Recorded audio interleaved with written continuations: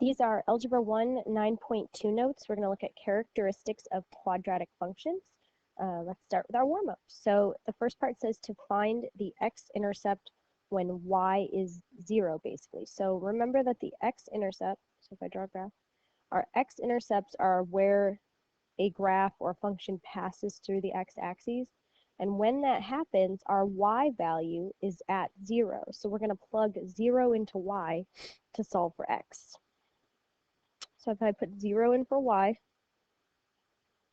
I can move that 3 over by adding 3 to both sides. So I get 3 equals 2x. Then if I divide both sides by 2, I get x is equal to 3 over 2. And just leave it as a fraction like that. Okay, if I put 0 into here, I'm actually going to move this over. I like to move my negative things, so I'm going to add 2/3 x to both sides. So my new equation, I'm going to write it over here, is 2/3 x equals 7/3. Now, if you guys remember, I can multiply by the least common factor. I can multiply both, or not the least common factor, the greatest common multiple, least common multiple. Let's see if I can get this right. Least common multiple, which is 3, so that I can cancel out these denominators. And then I have 2x equals 7. If I divide both sides by 2, I get x is equal to 7 over 2. And again, just leave it as an improper fraction. Okay, now we're going to evaluate each quadratic function for the given input. Basically, we're just substituting whatever x value they give us into the function. So y equals -3. We're going to substitute 2 into the 2 squared plus 2 minus 2. So over here, that's going to be 2 times 2, because 2 squared is 4. Then 4 times a -3 is -12. Then I've got a plus 2 here and a minus 2 at the end. These are going to go away, so I'm left with -12. So my y value is -12. Okay, if I substitute -1 in, make sure that you guys are just aware of these negative signs. I think is where you guys mess up. So -1 times -1 is just 1. And then that is going to become a negative.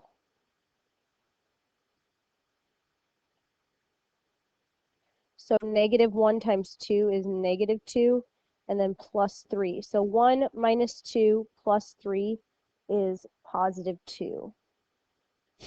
Okay? So we're going to look at finding the zeros of a quadratic function today by looking at its graph. So looking at graphs, I think you guys will like it. I think graphs are visual. It makes things a lot nicer. And then also finding the axis of symmetry and the vertex of a parabola. So you're going to hear the words zero of a function and axis of symmetry. So we're going to talk about those.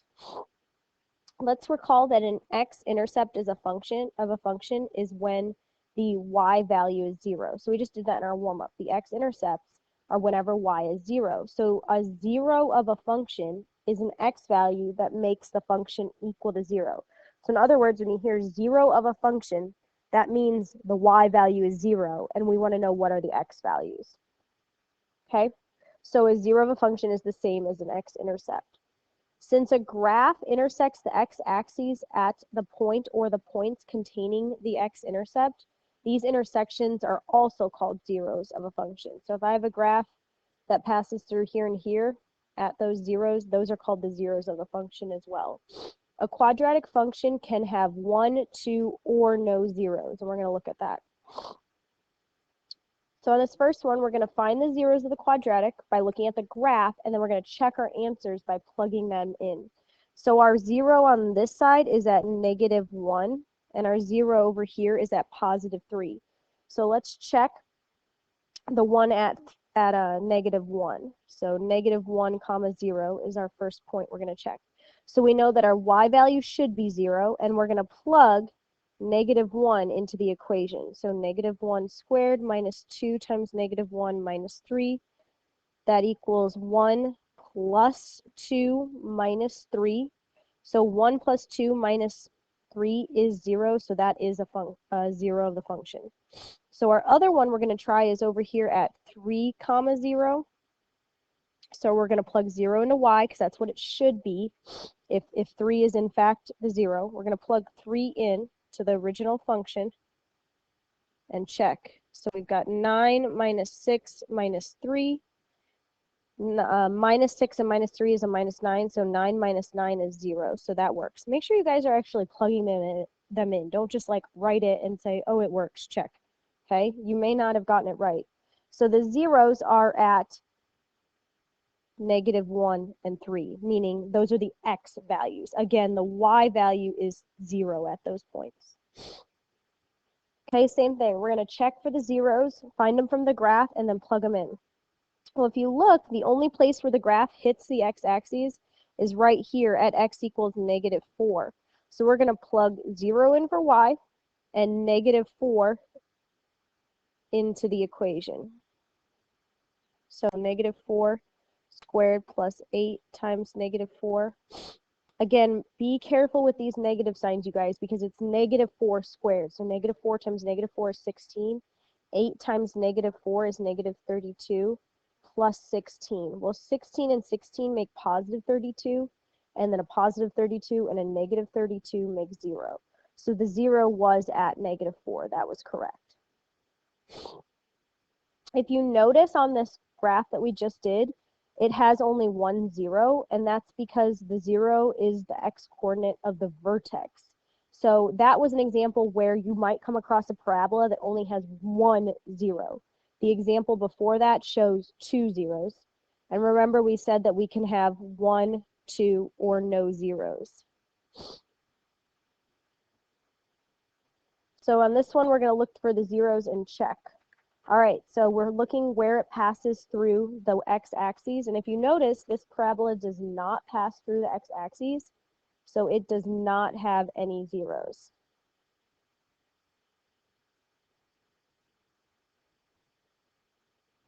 So there are no zeros.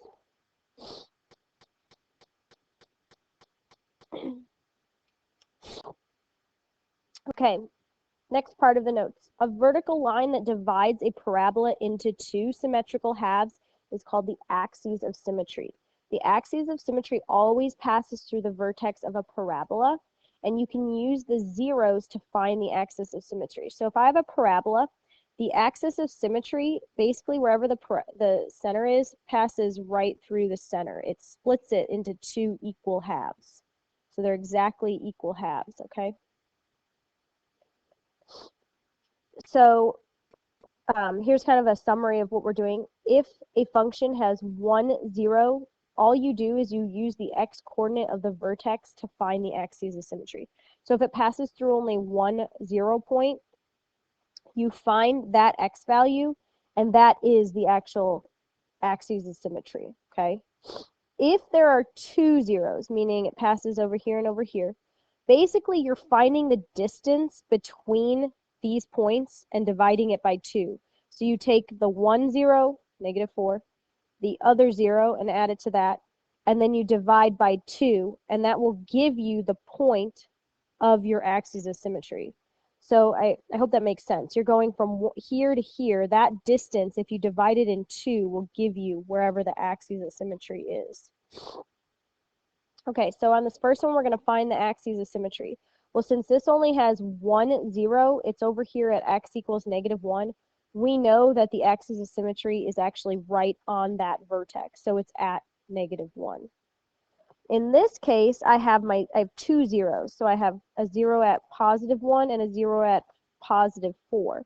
So to find the center of here, we're going to take 1 plus 4, our 0 plus our other 0, divided by 2. So that's 5 divided by 2. So my axis of symmetry is at x equals 5 over 2. You can leave it as an improper fraction. In case you guys are wondering, yes, that is 2.5, but we just leave it as an improper fraction. If a function has no zeros, or it's too difficult to tell from the graph, like it doesn't pass through the perfect, points, it's kind of like in between some points, there's a formula that can help you find the axis of symmetry, and it works for all quadratic functions. And you can even use this if you don't want to use a graph. I actually really like this formula. So if you have a quadratic function, ax squared plus bx plus c, the axis of symmetry is the vertical line at x equals -b over 2a. So for example, if I have this function right here, I can plug 4 in for my b value, 2 in for my A value, and I will get my axes of symmetry. This is a nice little quick trick. So let's look at an example. Okay, so we want to know the axes of symmetry. So we need to know the A and the B values. Well, my A value is right here at -3. My B value is right here at 10. Big thing to always look for, you guys, is make sure before you start to do this that your quadratic is written in general form, meaning the ax squared value, then the bx, then the c value, okay? Once you know your a and your b, you're going to plug them in. So negative, we have to keep that negative sign. Our b value is 10 over 2 times our a value, which is -3. Okay, so then we get -10 over 2 times -3 is -6. A negative number divided by another negative number is positive, and we can just simplify this to 5/3. So our axis of symmetry is at x equals 5/3. So once you have found the axis of symmetry, you can use it to also identify the vertex. So step 1, to find the x-coordinate of the vertex, you find the axis of symmetry by using the zeros or the formula. So basically you could either, if you know your zeros, you can do that halfway in between distance, or you can use the formula x equals -b/2a. So once you found your x value, you need to find the y value by substituting that x value into the equation. And then once you're done, you've got an x and a y value, so you can write it as an ordered pair, x comma y. Let me explain. Okay, so we have a function. It's already written in general form. Again, make sure you check that it's written in general form. So we've got our ax squared plus bx plus c. What we want to do is we want to find the x-coordinate of the vertex. So in this problem, we're going to look at the zeros. The zeros are at -6 and -2. So to find the middle point, we take -6, -2, divide it by 2. So we get -8 divided by 2, which is -4. So the x value is right here at -4. And I know in this graph you guys could look, but there's times where you don't know for sure if it passes exactly through that, so you need to check by plugging in these zeros. Okay, once we know our x value, we're going to plug it back into the equation. So y equals 0.25 times -4 squared plus 2 times -4 plus 3. So we get 0.25 times 16 minus 8 plus 3. And once you get all that, it's going to come out to -1. So I know my x value, I know my y value. I can write an ordered pair. Remember, the x value comes first and the y value comes second. So that was how you find your vertex using the zeros, okay? Now we're going to find the vertex using the formula. So we don't have a graph. All we do is we have an equation. So if you have a graph, I mean, this way kind of is nice. You still could use the formula because you have an equation. You could plug it into that x equals -b/2a. But if you don't have a graph, you have to use the formula. So our formula is x equals -b/2a. Our a value is -3 and our b value is 6. So I'm going to plug that in. I'm going to plug 6 into b, -3 into a. So I have -6 over -6. A negative and a negative make a positive, and 6 divided by 6 is 1. So the x value is 1. Now we're going to go back and plug that into the equation. So we're going to plug 1 into the equation. So y equals -3 times 1 squared plus 6 times 1 minus 7. 6 times 1. So I get 1 squared is 1, so negative times -3 is -3, plus 6 minus 7, and I'm going to get -4. So my x value was 1, and my y value is -4 for the vertex. So then if I told you, you could go graph this. So I'm just going to graph this.